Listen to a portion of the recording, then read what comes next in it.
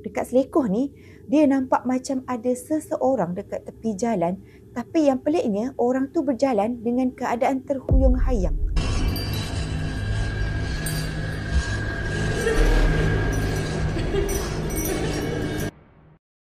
Hai, Assalamualaikum and welcome to Pika Storyteller Channel. Pika nak ucapkan terima kasih pada korang semua yang sudi untuk klik pada video kali ini.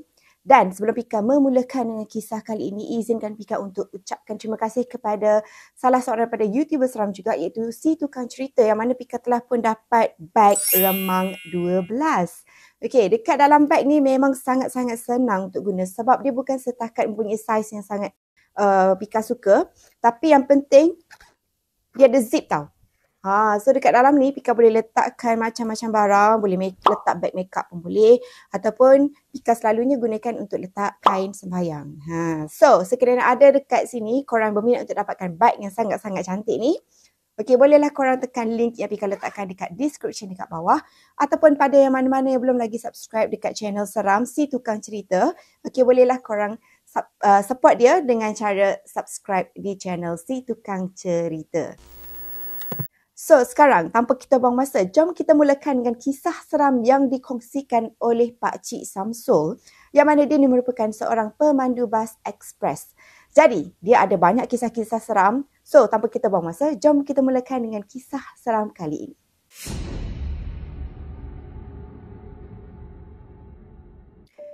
Untuk kisah yang pertama ni berlaku lebih daripada 20 tahun lepas, yang mana masa tu Pak Cik Samsul ni dia merupakan pemandu bas ekspres.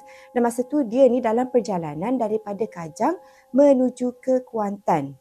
Disebabkan oleh waktu bertolak tu agak lambat, jadi Pak Cik Samsul punya bas ni dia sampai dekat area Tol Gombak tu lebih kurang pukul dah lewat malam dah. Jadi pada masa tu keadaan dekat Tol Gombak tu dia dah agak lengang tau. Tak ada kenderaan sangat sebab dah lewat malam kan. Jadi pada masa tu Pak Cik Samsul ni dia tengoklah keadaan jalan memang sangat-sangat lengang. Yang ada cuma beberapa kenderaan sahaja dan juga termasuklah ada beberapa bas dan juga lori. Jadi kebiasaannya kalau kita tengok pemandu bas ni memang dia lagi lajulah daripada lori. So sesekali Pak Cik Samsul ni dia akan potonglah lori, trailer yang lagi besar, yang memang perlahan sangat-sangat kan kalau dekat kawasan highway tu. Jadi sesekali Pak Cik Samsul ni dia akan bawa relax je lah kan. Lagipun disebabkan oleh waktu dah tengah malam, so kebanyakan penumpang bas dalam bas dia pada malam tu memang dah tidur. Jadi Pak Cik Samsul ni untuk elakkan dia daripada rasa mengantuk masa memandu, biasanya memang dia suka pasang radio dan sesekali dia akan buka tingkap bas ni supaya angin daripada luar tu masuk ke dalam. Jadi bila rasa sejuk, orang kata tukar angin apa semua ni, tak adalah rasa macam mengantuk sangat untuk Pak Cik Samsul ni kan. Pada mulanya perjalanan Pak Cik Samsul ni okey lagi, sampailah dia tiba dekat kawasan Genting Sempah. Kata dia pada masa tu kan kawasan Genting Sempah tu kan dia macam banyak area-area yang berbukit sikit kan. Masa tu bas ni macam tengah mendaki bukit gitu. Dan dia kata tiba-tiba dia dapat rasakan keadaan pada masa tu jadi sunyi lain macam. Lepas tu kan dia sesekali dia buka tingkap kan. Pada masa yang sama juga, tiba-tiba hidung Pak Cik Samsul ni terhidu sesuatu yang sangat-sangat wangi yang baunya seperti bau kemboja. Pengetahuan korang, biasanya bau bunga kemboja ni adalah bunga yang selalu kita jumpa dekat tanah perkuburan Islam tu. Itulah bunga kemboja. So bila dia tiba-tiba dapat terhidu bau yang wangi macam tu, masa inilah Pak Cik Samsul ni dia mula rasa meremang. Sebab kan orang kita selalu cakap kalau ada makhluk tu dia ada dua benda je ataupun dua bau je yang kita akan dapat hidu. Sama ada bau yang sangat-sangat harum ataupun bau yang sangat-sangat busuk. Dan pada malam tu pula Pak Cik Samsul ni dia tiba-tiba dapat bau yang sangat harum, iaitu bau bunga kemboja. Jadi masa ni memang dia dah meremang habislah.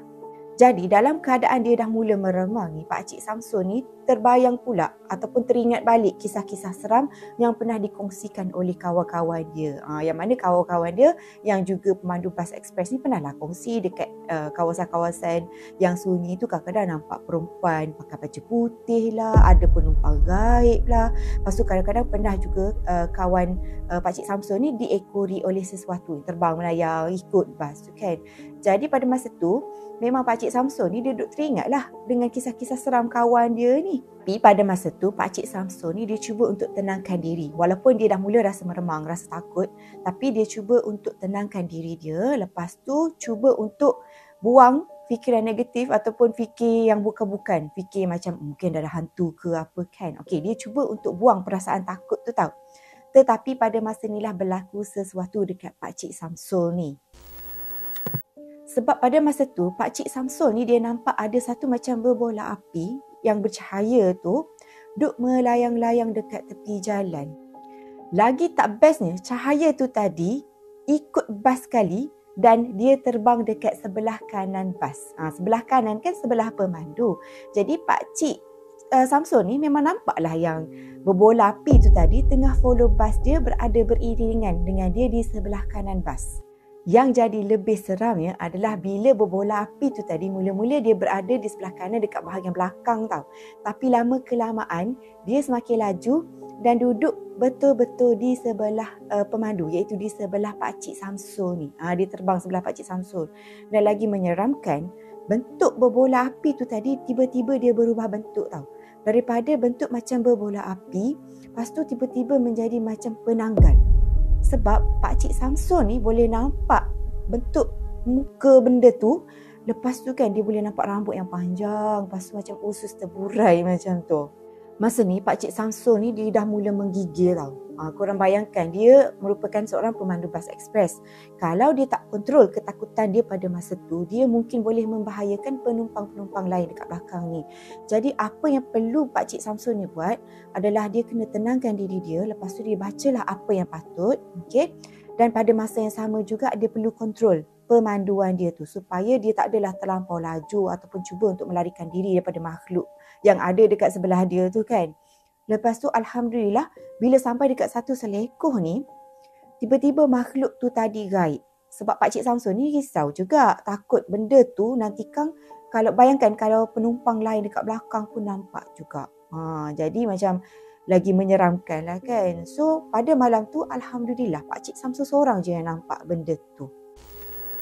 Okey, yang tu tadi merupakan kisah pertama yang dikongsikan oleh Pakcik Samsul. So sekarang kita akan masuk ke kisah kedua Pakcik Samsul pula, yang mana kejadian seram tu berlaku semasa dia dalam perjalanan daripada Raub menuju ke Sungai Koyan. Pada mulanya, perjalanan dia pada malam tu memang berjalan dengan lancar, tak ada gangguan langsung. Cumanya kalau korang biasa dengan kawasan Raub ke Sungai Koyan tu, kalau kita tengok pada keadaan jalan, memang dia agak malap, suram sikit kan. Jadi pada masa tu, masa sampai dekat satu selekoh ni, keadaan tu Pakcik Samsul kata dia rasa macam tak sedap hati. Sebab daripada jauh, dekat selekoh ni, dia nampak macam ada seseorang dekat tepi jalan, tapi yang peliknya orang tu berjalan dengan keadaan terhuyung-hayang. Tapi kan yang lagi menyeramkan, bila Pakcik Samsul ni dekat dengan makhluk tu, dengan benda yang tengah berjalan tu kan, rupa-rupanya benda tu tak ada kepala. Dan badan dia ni penuh dengan darah tau. Jadi bila dia nampak makhluk tanpa kepala tu, memang Pakcik Samsul ni yakinlah yang itu bukanlah manusia tetapi jelmaan makhluk tersebut untuk menyakat manusia. Sebab kata dia memang kawasan selekoh tu orang panggil selekoh guru.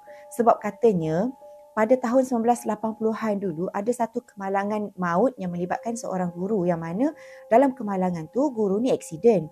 Lepas tu kepala dia putus daripada badan. Dan since kejadian tu kan, memang selalu sangat orang jumpa makhluk tanpa kepala duduk dekat tepi jalan tu, duduk terhuyung-hayang macam seolah-olah tengah mencari kepala macam tu. Tapi yang tak bestnya, bila orang terkejut tengok benda tu kan, benda tu yang buatkan lagi banyak tau kemalangan dekat situ, disebabkan oleh orang ni terkejut ataupun takut dengan melihat benda tu. That's why tempat tu, selekoh tu memang sering kali berlaku kemalangan lah. Dan juga menyebabkan orang kata kawasan tu jadi kawasan yang sangat keras. Jadi dekat sini, Pakcik Samsul ni yakinlah pada malam tu dia ni pula jadi mangsa untuk melihat makhluk tanpa kepala tu tadi. Sebenarnya kalau diikutkan memang banyak sangat kejadian seram yang berlaku dekat Pakcik Samsul ni sepanjang dia menjadi pemandu bas menuju ke arah pantai timur. Tapi kisah-kisah dia tu macam pendek-pendek macam tu je kan. Apa yang dia ingat adalah kisah yang berbola api tu tadi. Lepas tu kisah dekat selekoh guru tu. Dan lagi satu pula kisah yang mana masa tu dia dalam perjalanan menuju ke Bukit Bauk. Masa tu dia nampak ada sesuatu melekat betul-betul dekat cermin bas depan tau. Cuma benda tu macam melekat dalam beberapa saat sahaja sebelum akhirnya benda tu pergi. Benda macam tu pun kerap sebenarnya Pika dengar daripada orang-orang yang bawa kereta ataupun pemandu bas dan juga pemandu lori yang lalu ke dekat kawasan-kawasan yang suram tu kan, yang menuju ke arah pantai timur tu. Sebab kata dia orang kawasan-kawasan tertentu kan ada macam kawasan keras kan yang boleh kadang-kadang nampak benda tu terbang sekali lah. Benda tu sebenarnya macam bukanlah kata normal, tapi mungkin ada setengah benda ni dia suka pada orang-orang tertentu. Dia bukanlah nak buat apa pun, dia sekadar untuk menyakat je. Cuma daripada menyakat tu yang menyebabkan berlakunya kemalangan-kemalangan tertentu ni. Sebab mungkin driver bas ke lori ke kereta ke, dia orang bukanlah kata takut ke apa, tapi dia orang kadang-kadang macam terkejut tau. Jadi bila kita terkejut tu yang buatkan kita macam terbabas dan sebagainya, tu yang jadi bahaya tu sebenarnya. So that's why lah kita sebelum memulakan satu perjalanan baca doa kenderaan, baca dulu ayat kursi dan juga beberapa ayat yang lain lah. So apa pun dekat sini Pika harapkan korang semua dekat luar sana supaya memandu dengan lebih berhati-hati. So dekat sini apa pandangan korang tentang kisah yang Pika kongsikan kali ni? Bolehlah korang kongsikan dekat Pika pengalaman korang pula sepanjang memandu dekat mana-mana jalan ke di komen di bawah. Sebab Pika pun nak baca juga kan apa pengalaman peribadi korang pula. Okay? So sekiranya dekat sini sesiapa yang tertanya dekat mana Pika dapat kisah ni, korang boleh juga klik dekat description dekat bawah. Pika nak ucapkan terima kasih kepada utusantv.com sebab Pika dapat kisah Pakcik Samsuri daripada sana. Alright, so apapun sebelum kita keluar daripada video ni, apa kata korang support Pika dengan tekan butang subscribe di bawah dan juga follow Pika di Instagram Pika Storyteller Channel. So itu sahajalah video Pika untuk kali ini. Kita jumpa lagi in my next video. So see you soon. Bye.